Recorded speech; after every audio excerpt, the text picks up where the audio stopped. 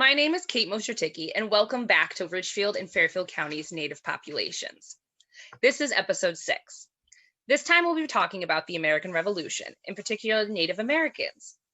Unlike past videos, I'm not going to talk about the whole American Revolution and go through the whole war.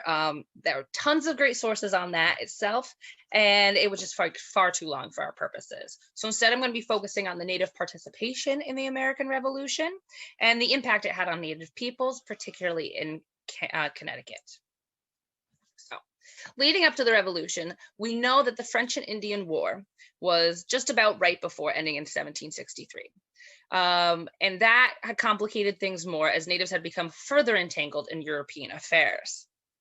They also no longer had the French to play against the British. So now they were just with the settlers. In October 7th, 1763, they create the Proclamation Line. And this is a boundary line running through the Appalachian Mountains. And this was created by the British government to prohibit English settlers from moving farther west, encroaching on native lands recognized by the British government. Now, this had multiple implications.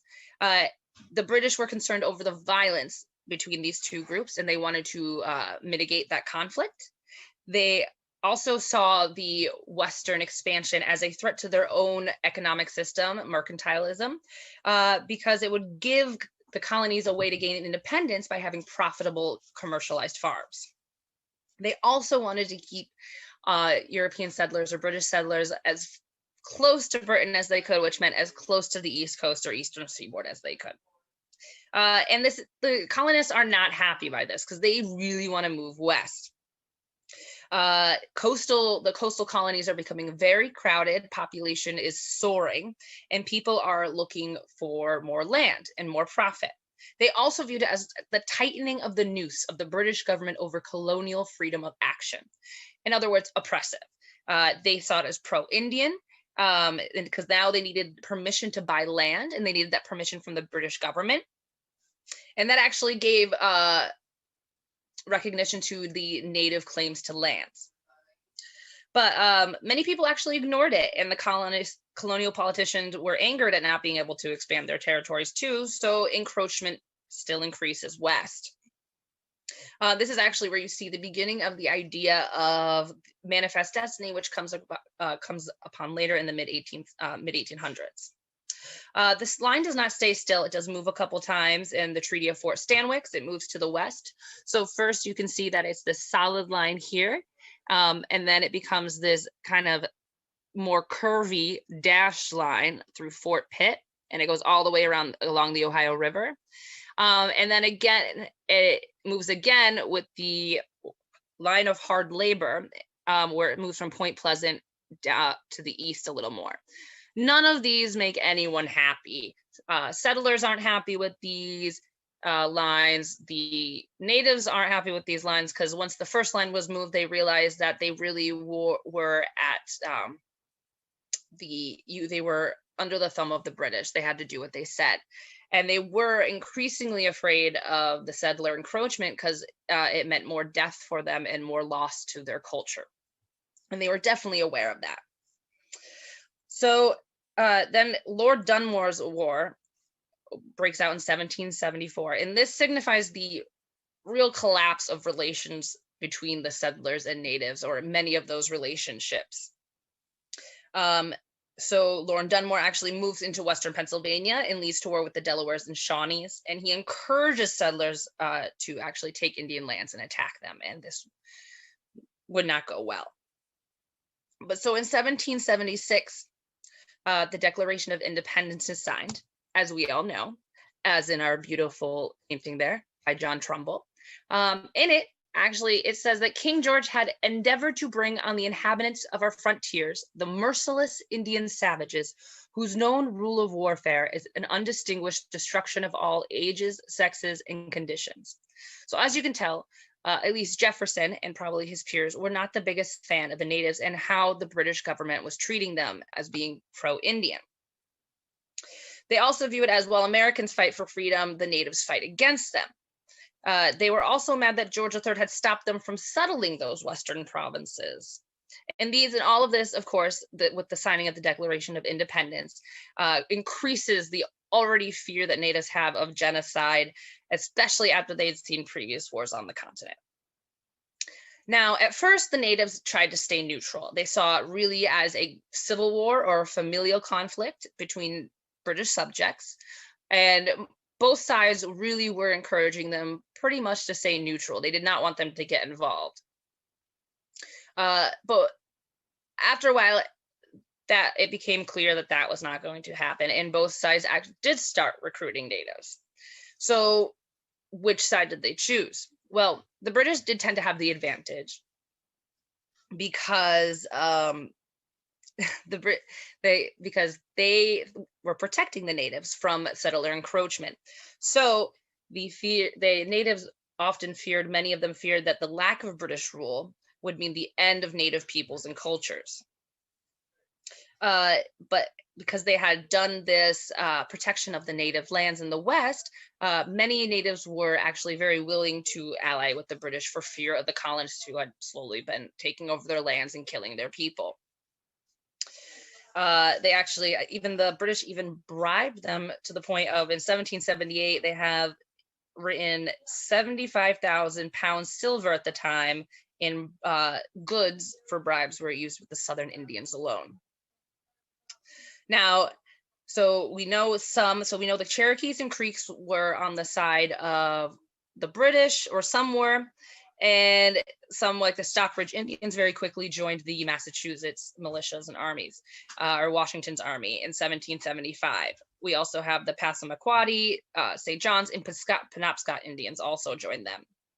But in the Cherokee and Iroquois and other tribes are split. So some Cherokee move out west to avoid the conflict, while others stay to join the British. Now, because to natives, many of them thought that these settlers really did pose a bigger threat than English rule.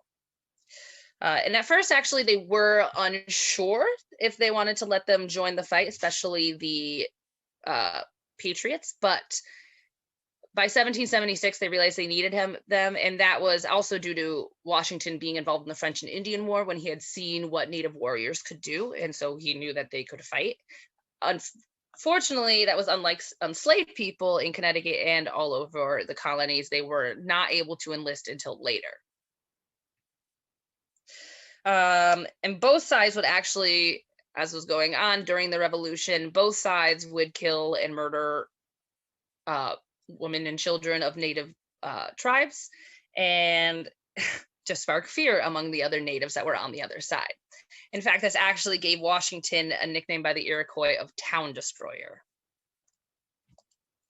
So what was it like for Ridgefield and Connecticut natives in the war? Well, we do know that Ridgefield men served. We know they served particularly in the 16th Connecticut Regiment under Colonel Joseph Cook. It mustered in Danbury, and that was in the 4th Brigade under Brigadier General Silliman and Brigadier General John Meade. So natives did also serve in this brigade. We know that someone named Tom Indian from Woodbury, Tom Warrup, son of Chicken Warrups, who was mentioned in the last video, was also in there, but he was from Kent at the time, and another man named Daniel Sucknuck who was a Skagitchigo. I cannot say that word, I'm sorry, but he was another native tribe. So we know overall that at least 220 natives served in the Connecticut militias. And these were in the navies, the Marines, and the cavalry, also known as dragoons at the time, which are the mounted warriors. So they did serve for various reasons. And these were that mostly in Connecticut, they had a history of fighting with the settlers on the side of the British settlers since the Pequot War. So they were very familiar with each other. And they were also their communities were fairly integrated. It also became a way for Indians or natives to prove themselves as a warrior, with the lacking of the traditional ways. And they could also gain leadership within their tribe by doing so. Also, what should be noted is that many natives, if you look at rectors, were in debt, and the military paid. So they would join to get paid. They also were, just because they were so integrated, just becoming more European, and the idea of fighting with the settlers didn't seem so foreign to them.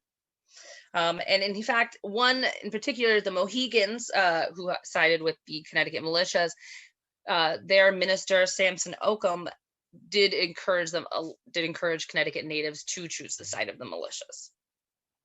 And in fact, these native troops, we do have records, they did in fact get paid via bounties or land grants after the war, which is awesome. And majority of these Connecticut troops are Mohegan, and we also have some Nipmuc, Pequot, Narragansett, and others that I cannot pronounce. They also list for in Connecticut, so I'm not even going to try to say their names. But overall, many tribes that or people of these tribes that are still in the area do join. And we do know that at least 24 of those Mohegan warriors were killed, which will come up later. But regardless, these groups, the 4th Brigade was actually present at multiple major battles, including starting with the Siege of Boston and the Battle of Lexington, among others. So here we have the map of Lexington, Concord, and the Ridgefield troops were there in the 4th Brigade. Sorry about that. So how did the revolution impact natives afterwards? Well, in the Treaty of Paris, signed in 1783, as we can see in this map, the British cede all lands east of the Mississippi and south of Canada.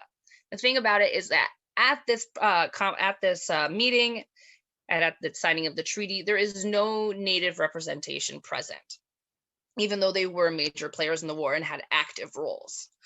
So the new America doesn't just claim the British land, they claim also what was native land. And even allies to the Patriots end up losing their land. So it didn't matter if you had sided with them or not, it turned out. One good quote I found was, ultimately, American independence marked the beginning of the end of what had remained of Native American independence. So we think of it as a war for our independence, but those tribes and communities do not. Many of those communities were barely hanging on. We know that there were maybe 1,300 natives in Connecticut in 1774, according to a census, mostly on the eastern side. And when you have 24 men of one community dying, like those Mohegans, that's just going to decimate the population, especially since those are young males. Now, natives that had joined the British actually gave Americans a reason to force them out of the eastern seaboard. They and justified harsh treatment.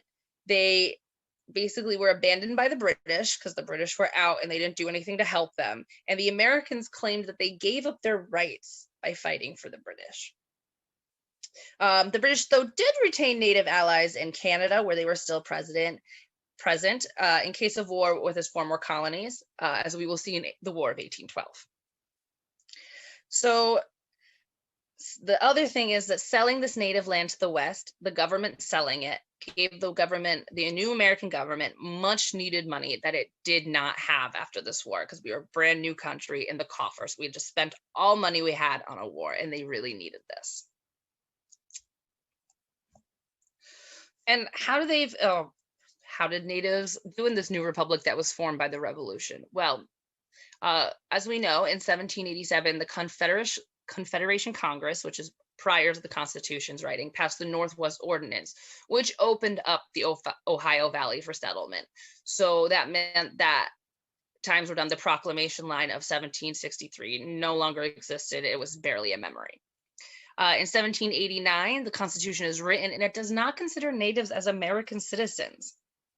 And that's even Washington, as first president. He had a mixed stance on natives, as in his portraits right here. But he does send, in 1790-91, he does send the U.S. Army out west to confront native forces that were harassing new Americans in these Western territories.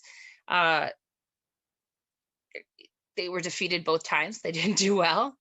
But by 1796, Washington realizes it's pretty much futile to try to stop the settlement of the West. He cannot stop these new Americans from going west and finding new land. They had made many treaties with the natives, but these treaties needed army to support it. But that was impossible for a new country to do without alienating its new citizens.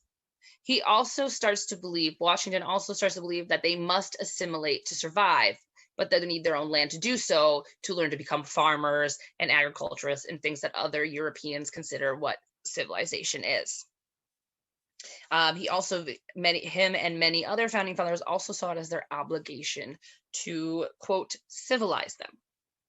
So obviously things did not end well for them after the revolution, and actually conflict with Native groups going west continues until the mid to late 19th century as they fight to maintain lands and they get pushed further and further west. So if you had any more questions, here we have further reading. These are some just really good overall sources about the American Revolution, and they all have some bit of about natives in the revolution. There is more information, and all of these are public access, available on the internet, free for all to use. And these are my references. Thanks guys for listening. I really appreciate it. I'll hopefully see you guys soon.